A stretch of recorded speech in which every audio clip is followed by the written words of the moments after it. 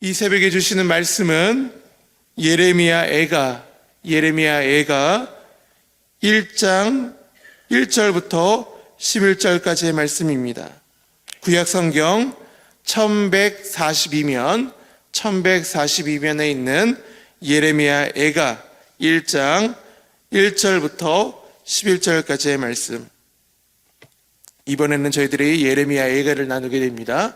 예레미야 애가 1장 1절부터 11절까지의 말씀, 저와 여러분들이 한 절씩 교독하여 읽도록 하겠습니다. 제가 먼저 읽겠습니다. 슬프다 이성이여, 전에는 사람들이 많더니 이제는 어찌 그리 적막하게 앉았는고. 전에는 열국 중에 크던 자가 이제는 과부같이 되었고, 전에는 열방 중에 공주였던 자가 이제는 강제 노동을 하는 자가 되었도다. 밤에는 슬피우니 눈물이 뺨에 흐름이여, 사랑하는 자들 중에서 그에게 위로하는 자가 없고 친구들도 다 배반하여 원수들이 되었도다. 유다는 환난과 많은 고난 가운데에 사로잡혀 갔도다. 그가 열국 가운데 거주하면서 쉴 곳을 얻지 못하며 그를 핍박하는 모든 자들이 궁지에서 그를 뒤따라 잡았도다. 시온의 도로들이 슬퍼하며 절기를 지키러 나아가는 사람이 없음이로다. 모든 성문들이 적막하며 제사장들이 탄식하며 처녀들이 근심하여 시온도 공고를 받았도다. 그의 대적들이 머리가 되고 그의 원수들이 형통함은 그의 죄가 많음으로 여호와께서 그를 공고하게 하셨습니다. 어린 자녀들이 대적에게 사로잡혔도다. 딸의 시온의 모든 영광이 떠나가며 그의 모든 저들이 꿀을 찾지 못하면 사슴같이 힘없이 달아났도다. 예루살렘이 환난과 유리하는 고통을 당하는 날에 옛날의 모든 즐거움을 기억하여 있으며 그의 백성이 대적의 손에 넘어졌으나 그를 돕는 자가 없었고 대적들은 그의 멸망을 비웃는도다. 예루살렘이 크게 범죄함으로 조석거리가 되었으니 전에 그에게 영광을 돌리던 모든 사람이 그의 벗었음을 보고 없인 여기며 그는 탄식하며 물러간도다. 그의 더러운 것이 그의 옷깃에 묻어 있으나 그의 나중을 생각하지 아니하며 그러므로 놀랍도록 낮아져도 그를 위로할 자가 없도다. 여호와여, 원수가 스스로 큰 채하오니 나의 환난을 감찰하소서. 대적이 손을 펴서 그의 모든 보물을 빼앗으나이다. 주께서 그의 이방인을 막아 주의 성에 들어오지 못하게 명령하신 그 성소에 그들이 들어간 것을 예루살렘이 보았나이다. 우리 함께 읽겠습니다. 그 모든 백성이 생명을 이으려고 보물로 먹을 것을 바꾸었더니 지금도 탄식하며 양식을 구하나이다. 나는 비쳐나오니 여호와여 나를 돌보시옵소서. 아멘. 아멘. 우리가 오늘부터 나누게 되는 이 예레미야 애가는 참 우리가 자주 나누지 않는 본문 중에 하나입니다. 우리가 대선지서라 불리는 예레미야나 이사야는 우리가 읽기에는 조금 어려운 본문이기도 하죠. 그런데 예레미야뿐만 아니라 그 뒤에 애가 슬픔의 노라라고 붙여 있으니 저희들은 더 조금 깊이 아는 성경이기도 합니다. 하지만 이 예레미야 애가는 흥미롭게도 한 시대의 이 비극만 다룬 것이 아니라 이 비극으로 인하여서 수많은 비극을 경험하는 모든 이들에게 위로와 그리고 자신의 죄를 성찰하게 만드는 귀한 책이라는 것이죠. 그래서 이전에는 유대인들은 여전히 이 아부월 9월, 매년 아부월 9월이라는 히브리력에 그때 회당에 모여서 이 예레미야 애가를 읽으면서 자신의 죄가 무엇인지를 지금도 여전히 성찰하고 있고, 그리고 홀로코스터나 이런 비극의 시대를 맛본 사람들은 이 예레미야 애가를 묵상하면서 자신의 죄를 성찰하기도 했습니다. 그래서 초대교회나 중세교회나 여전히 늘 죄에 묵상하고 돌아보는 귀한 책을 줬던, 그 계기를 줬던 것이 무엇이었느냐? 예레미야 애가라는 것이죠. 그래서 우리도 이 시기 가운데 우리가 예레미야 애가를 하나님께서 허락하신다는 것은 다시 한번 우리의 삶을 되짚어보고 우리가 어떻게 하나님께 나아가야 될지를 고민하는 하나님의 은혜의 기회로 주신 줄 믿습니다. 이 짧은 이 성경책을 우리들이 다시 한번 묵상하면서 오늘도 하나님의 은혜를 누리기를 간절히 소망합니다. 그렇다면 이 예레미야 애가는 언제 쓰여졌느냐? 이 남유다가 무너진 것은 주전 586년이죠. 바벨론으로부터 멸망하게 되는데 그때의 배경, 586년 이 전후를 배경으로 하고 있는 것이 바로 예레미야 애가이죠. 예레미야는 그렇게 경고를 했지만, 그렇게 하나님의 그 간절한 마음을 가지고 회복하기를 원했지만 그들은 회복하지 않았고, 예레미야는 바벨론에 의해서 무너지는 예루살렘과 황폐해진 그 터전들을 바라보면서 슬픔의 노래를 부르게 됩니다. 그래서 여러분들이 우리가 예레미야 애가라고 알고 있지만 실제적으로 히브리어로 이 제목은 무엇이냐? 에이카라는 단어. 에이카는 단어는 어찌하여, 우리 1절에 보면 어찌 그리 적막하게 앉았는고, 이게 사실은 히브리어의 제목이죠. 성경책의 본 제목. 성경은 가장 첫 단어를 제목으로 삼기 때문에 어찌하여. 그래서 이 슬픔, 예루살렘이 한때는 사람들이 북적였지만 적막해지고, 열국의 공주라 불렸지만 과부처럼 되었고, 이 바벨론이 주민들을 다 끌고 갔기 때문에, 포로로 삼고 강제 노동을 시켰기 때문에 그 슬픔에 처해 있는 그 상황들을 바라보면서 예레미야의 탄식으로 시작하는 것이 오늘 이 성경 본문이죠. 그렇다면은 이 예레미야 애가의 탄식을 불어일으킨 유다의 죄는 무엇이었느냐? 유다의 문제는 무엇이냐? 결론적으로는 그들이 하나님을 떠났기 때문입니다. 하나님을 떠났기 때문에. 하나님이 우리에게 더 이상 필요하지 않다는 영적인 교만과 자만이 있었기 때문에. 그래서 우리가 잘 아는 우리 사무엘상 우리 2장 3절을 보면 이런 구절이 있어요. 하나님께서 뭐라고 이야기하시느냐? 나를 존중히 여기는 자는 나도 그를 존중히 여기겠고, 나를 경멸하는 자는 어떻게 하겠다? 나도 경멸하겠다.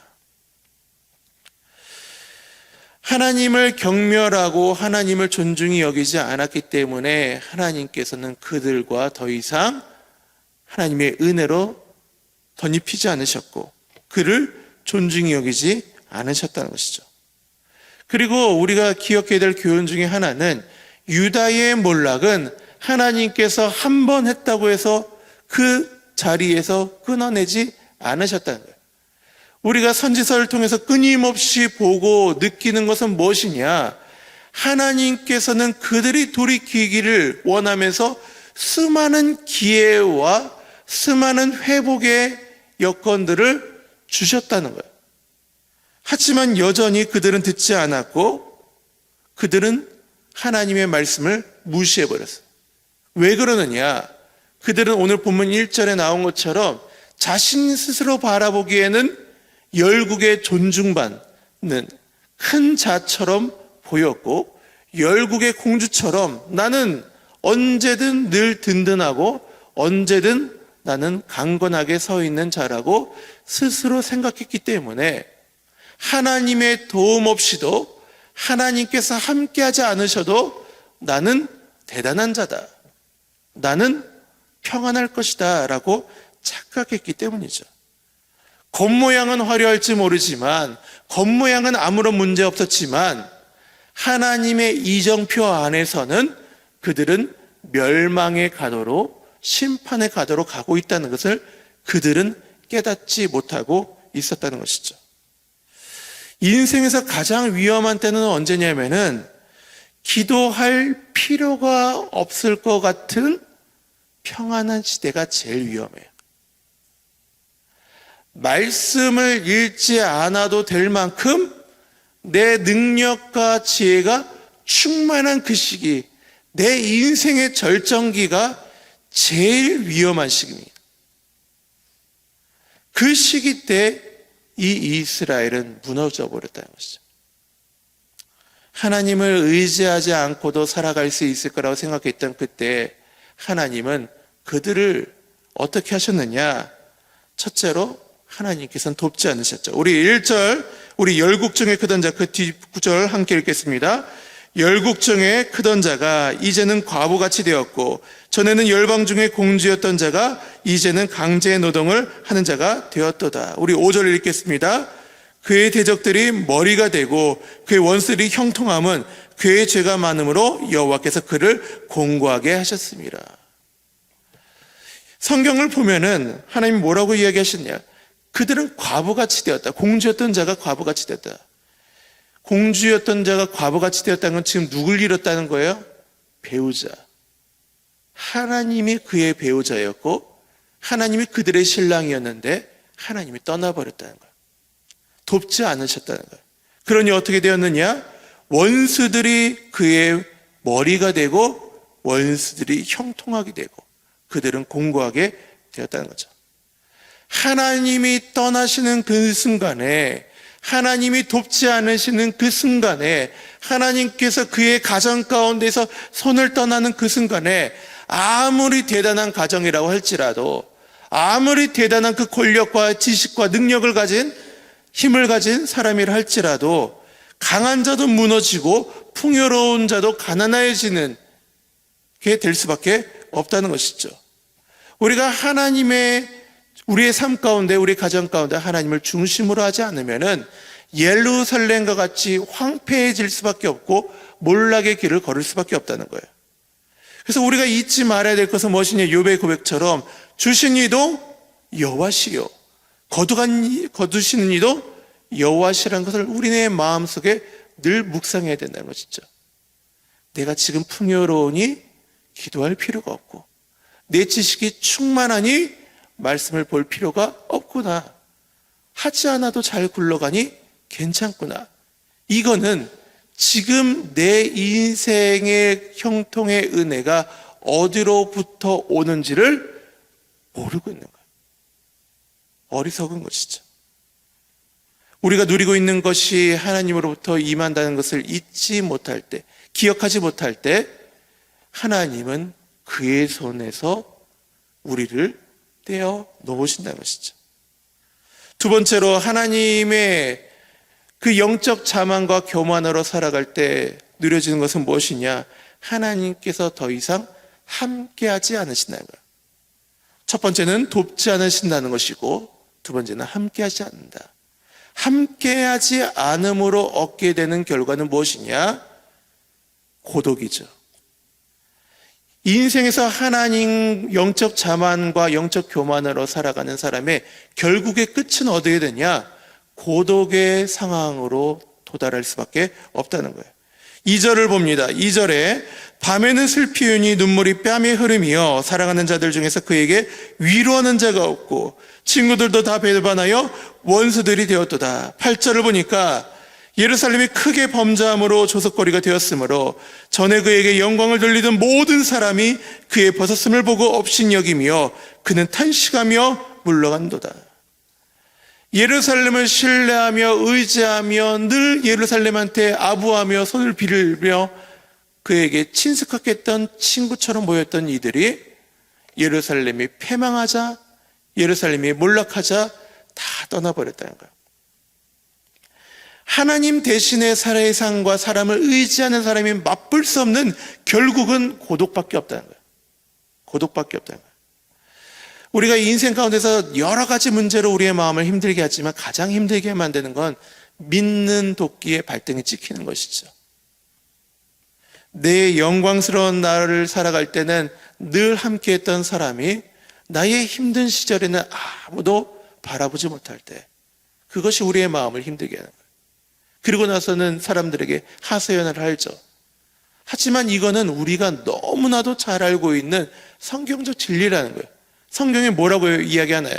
의인은 없나니 하나도 없으며. 우리가 사람을 의지하면 안 되는 거예요. 성경은 우리에게 분명히 이야기를 하고 있거든요. 인간 가운데 온전한 사람은 없다는 거예요. 인간 가운데 모든 선을 가진, 완벽한 선을 가진 사람은 없다는 거예요. 늘 연약함이 있고 나약한 부분이 있기 때문에 그 부분을 휘젓고 들어갔을 때 때로는 그 사람도 넘어지고 우리의 곁을 떠날 수 있다는 것이죠. 그래서 우리가 의지해야 될 것은 사람이 아니라 하나님이 될 수밖에 없다는 것이. 그래서 우리가 기억해야 될 것, 영적 교만과 자만과 내 주위를 보면 풍성한 사람들이 있고 내 지식이 충만하고 내 부유함이 있고 그럴 때 나는 홀로 설 수 있겠구나. 나는 충만하구나. 하나님이 없어도 되겠구나. 그럴 때 이 이스라엘은 패망하였고 몰락하였고 다 잃어버렸다는 것이죠. 이들이 회복할 수 있는 방법은 무엇일까요? 이 예루살렘이 회복할 수 있는 방법은 무엇일까요? 딱 한 가지 방법밖에 없죠. 하나님께 돌아가는 것. 하나님께 돌아가는 것. 모든 삶의 원리의 회복은 하나님께 돌아가는 것밖에 없어요. 그래서 호세아서 6장 1절을 보면 이렇게 얘기합니다. 오라 우리가 여호와께 돌아가자. 여호와께서 우리를 찢으셨으나 도로 낫게 하실 것이요 우리를 치셨으나 싸매어 주실 것이라. 여호와께 돌아갔다고 한다면 예레미야 애가의 내용은 1장 2절에서 끝났을지도 몰라요. 근데 예레미야 애가가 지속되었던 이유는 그들은 여전히 고난을 받고 있음에도 불구하고 깨닫지 못했다는 거예요. 내 문제의 원인이 무엇인지를. 4절을 보니까 이렇게 얘기합니다. 시온의 도로들이 슬퍼하며 절기를 지키러 나가는 사람이 없음이로다. 9절을 보니까 이렇게 얘기합니다. 그의 더러운 것이 그의 옷깃에 묻어 있으나 그의 나주를 생각하지 아니하며 11절은 이렇게 얘기합니다. 생명을 이으려고 본물을 먹을 것으로 바꿨더니 하나님께로 돌아가서 회복이 필요한데 자꾸만 다른 곳에서 그 문제를 해결하려고 발버둥을 치며 살아가려고 하는 그 모습. 그것이 예레미야 애가의 슬픔의 노래를 지속하게 만들었던 원인이었다는 것이죠. 이 예레미야 애가 슬픔의 노래, 이거는 남의 이야기가 아니라 우리의 이야기가 될 수도 있습니다.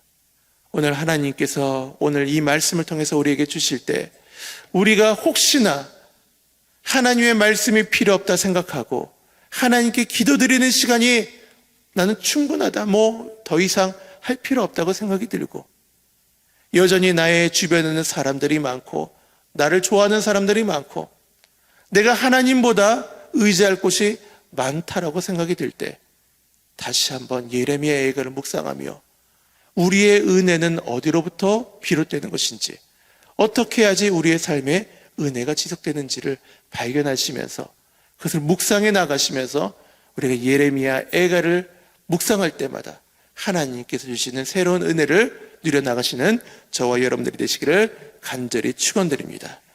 기도하겠습니다. 하나님, 예레미야 애가를 우리들이 다시 한번 시작하며 우리의 삶에 주시는 은혜가 어디로부터 비롯되는 것인지를 발견하게 됩니다.